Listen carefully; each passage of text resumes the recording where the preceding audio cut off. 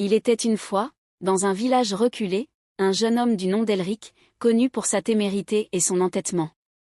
Les anciens du village lui avaient maintes fois raconté la légende de l'arbre des anciens, un chêne gigantesque au cœur de la forêt, dont les racines plongeaient jusque dans le monde des esprits. « N'approche jamais de cet arbre et surtout, ne le souille pas, lui avait dit la vieille Morwen, la sage du village. Il est sacré.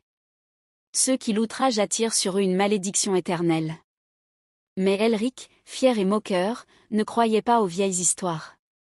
Une nuit, lors d'une beuverie avec ses amis, il se vanta « Je vais pisser sur cet arbre et prouver à tous que ces légendes sont des sottises. » Malgré les mises en garde, il s'enfonça dans la forêt, sous une lune blafarde. Lorsqu'il arriva devant l'arbre des anciens, une brise glaciale souffla, et les feuilles frémirent comme si elles murmuraient entre elles. Il rit, défiant les esprits, commença à uriner contre l'écorce noueuse. Aussitôt, un silence pesant s'abattit sur la forêt. Puis, une voix profonde et ancienne s'éleva du tronc. « Toi qui souilles la demeure des anciens, tu porteras notre colère. » Elric recula, soudain pris d'un frisson. Son corps fut parcouru d'une douleur atroce, et ses jambes cédèrent sous lui. Lorsqu'il voulut crier, aucun son ne sortit de sa bouche. Il se tordit de douleur alors que sa peau se durcissait, que ses doigts se transformaient en branches, et que ses pieds s'enfonçaient dans la terre.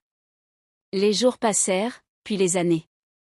Les villageois, inquiets de sa disparition, finirent par retrouver un arbre tordu, au même endroit où se dressait l'arbre des anciens. Il avait une forme étrange, presque humaine. Depuis ce jour, chaque nuit de pleine lune, les villageois racontent que l'on entend un gémissement s'élever du chêne, semblable à un cri d'homme suppliant qu'on le libère. Mais nul ne peut lever la malédiction des anciens. Ainsi finit l'histoire d'Elric, l'entêté, devenu arbre parmi les arbres.